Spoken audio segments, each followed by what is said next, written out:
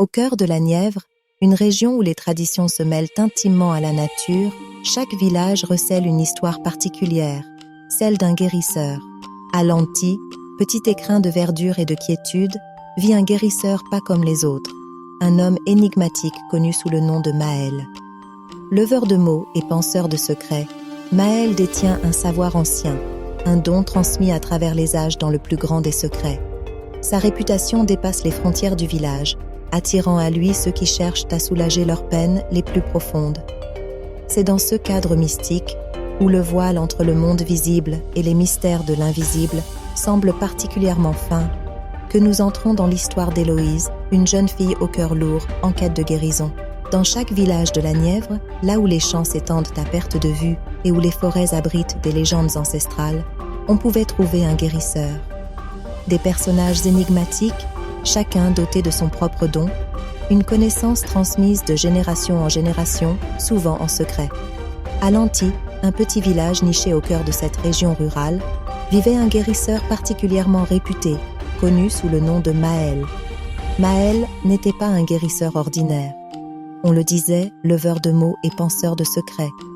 Sa hutte, couverte de chaume, se trouvait à l'orée du bois de Lanty, là où les arbres murmurent au vent des histoires oubliées.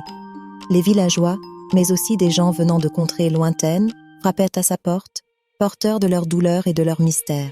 Un soir de pleine lune, alors que la brume dansait entre les arbres, une jeune fille nommée Héloïse vint frapper à sa porte. Sa présence était enveloppée d'une aura de tristesse si profonde que même les loups, ce soir-là, se turent pour écouter son histoire. Héloïse portait en elle un secret douloureux, un mal qui consumait son cœur et éteignait la lumière dans ses yeux.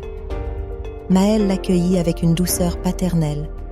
Autour du feu qui crépitait, la jeune fille dévoila son secret, un amour perdu, emporté par les flots d'une rivière en crue. Depuis ce jour, son cœur saignait, incapable de surmonter la perte.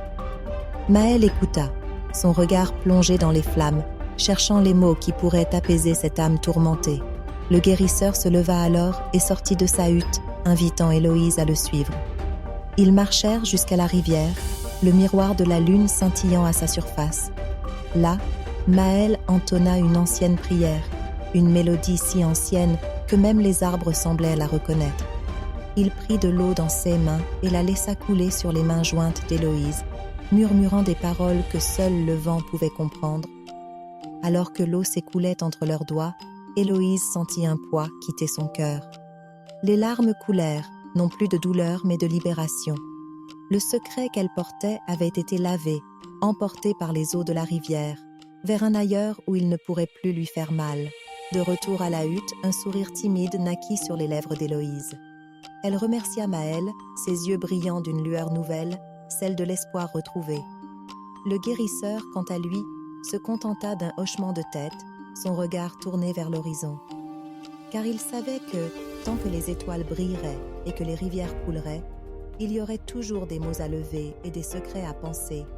Ainsi, dans chaque village de la Nièvre, et tout particulièrement à Lanty, les histoires des leveurs de mots et des penseurs de secrets se tissent dans le silence de la nuit, rappelant à ceux qui veulent bien écouter que la guérison est parfois un voyage, un chemin que l'on parcourt main dans la main avec ceux qui ont appris à écouter les murmures de la terre.